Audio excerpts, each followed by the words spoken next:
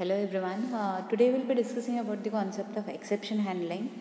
Exception handling consists of three main important parts. One is said to be the error, another one is said to be your bugs, and another one is exception. Okay, three parts. Okay, remember what do you mean by an error? Error, it is based on your end user type. End user, nothing but the people who are said to be using the software or whomever it may be.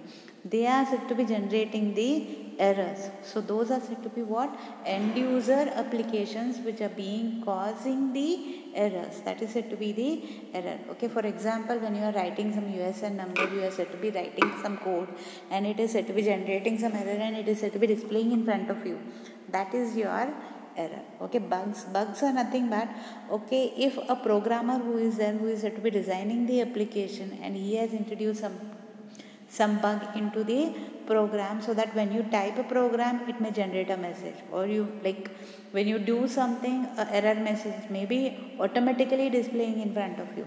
Those are said to be your bugs. And exceptions are nothing but the runtime anomalies, like they are said to be providing the difficulties in displaying something. Like it may be like I am running a thread and that thread is said to be having some part of problem, or when it is said to be connecting to the database, at that time it is said to be generating an exception, or when a file is being corrupted, at that time an exception is being generated. Okay, and bugs are being generated. So remember all these three concepts in exception handling. What do you mean by an error, what do you mean by bug, and what do you mean by an exception?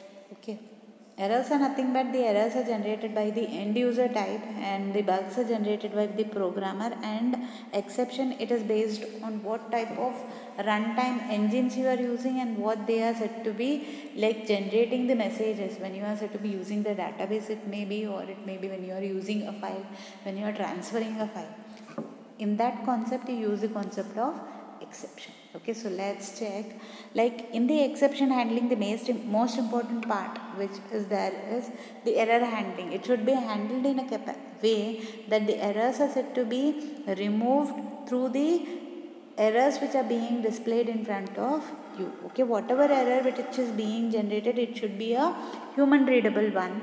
Okay, and it will be using the concept of throwing an exception and catching that exception, and like it should clear those exceptions. Okay, that happens, and all the exceptions which are there, it will be stored onto a stack. Okay, each and every time that stack calls those exceptions and it will be displaying in front of you. And you have an help link also which will help you out in providing a link from where the error has been generated. So that link helps you out to check out from where the exception has been generated. Okay, so this is the concept of the role of exception handling. Then you will be having a concept called as atoms of exception handling. Atoms are nothing but the main elements, you can say, of exception handling. The various elements of exception handling is the type which you are using. Type is nothing but the class where the exception is being generated, and the method from where the exception has been thrown. So that is your part of one of the atoms. Then you have the try block. Like it will be doing some task. If any problem is there, that exception it will be catched by the catch block. So remember the four atoms of exception handling is: one is the class, the other one is method, and try catch block. Another one is your try block. Another one is catch block. Are the four, you can say, atoms of exception handling, important aspects of exception handling which will be there in the system dot exception. Okay, then in the system dot exception you have various classes, you can say base classes.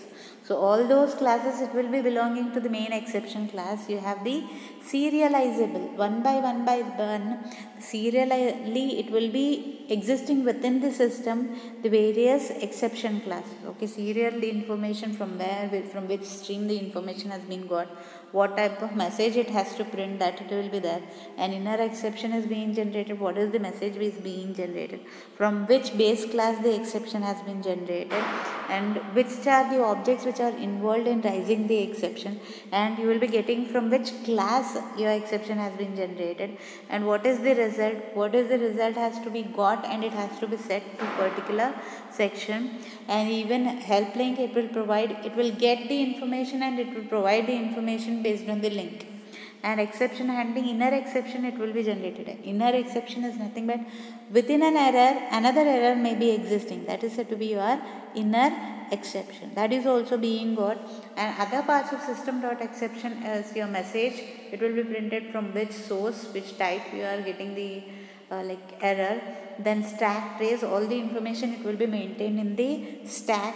Then you have the target side, from where, which method mainly the information has been struck or exception has been got. That information you are getting through the target side. And override, each and every method it has to be overridden.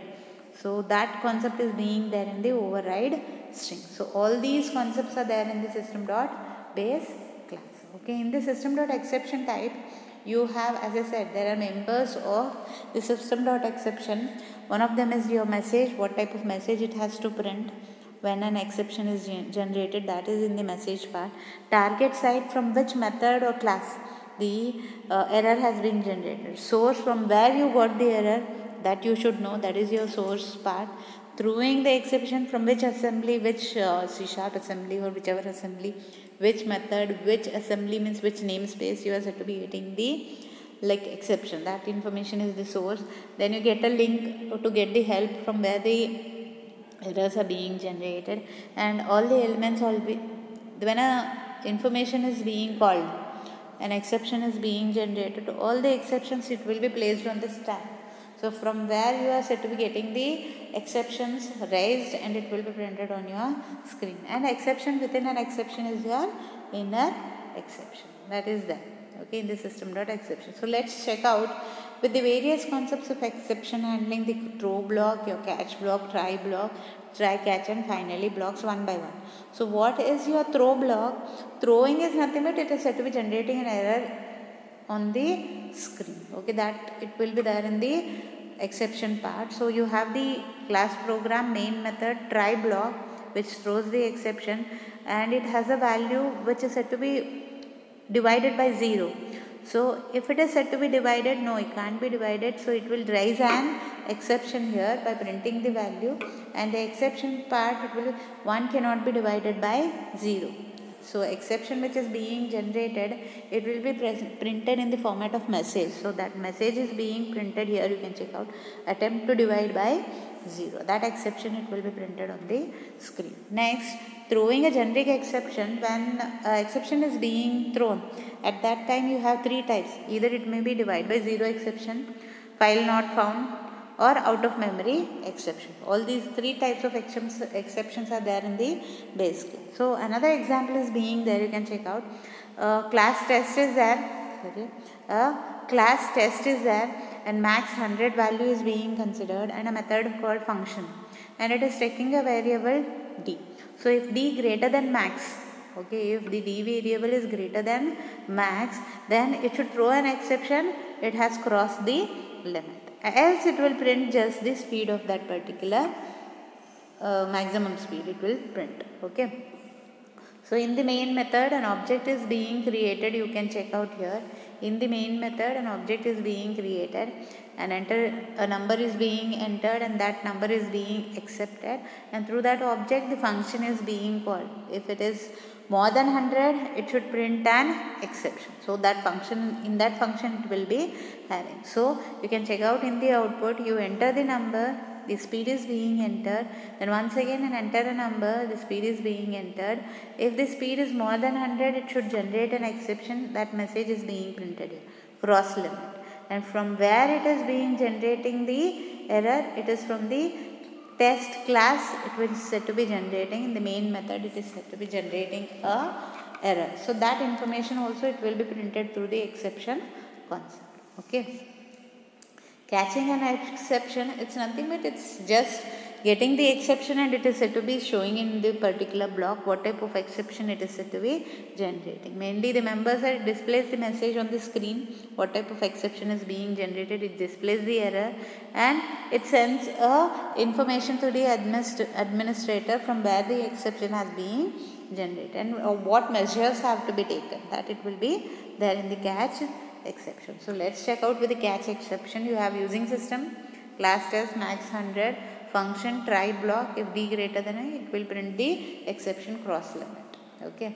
In the main method, in the catch block, you can check out here a catch block is there, exception EX is there or E is there. So message E dot message, it will print in the catch block, and from where the information or where the exception has been caught, the target site, it will be printed on the screen, and the speed, it will be printed on the screen. Object is created, a number is being taken, that number is accepted, and that number is, through that number you are said to be calling that particular function. Okay, that it happens. Catch block is being included. Once again, the output you can check out. Enter a number 12, speed is 12. Okay, fine, the output is fine. Now enter a number 123, cross limit is there, and from where the target site, from which function the information is being got, and it is said to be printing the exception, that you will be getting that void function, and speed, it is said to be printing, that is 123, it is said to be printed. Okay, this is your catch block. Then you have the finally block. So try, catch and finally block you will be considering. In the finally block, mainly the information is being printed and it throws an exception, and the finally block only just prints that particular message which is there in the finally block. Okay, mainly the finally block, what does it do is it cleans up the memory, it closes the database connection and close the file which is being in use.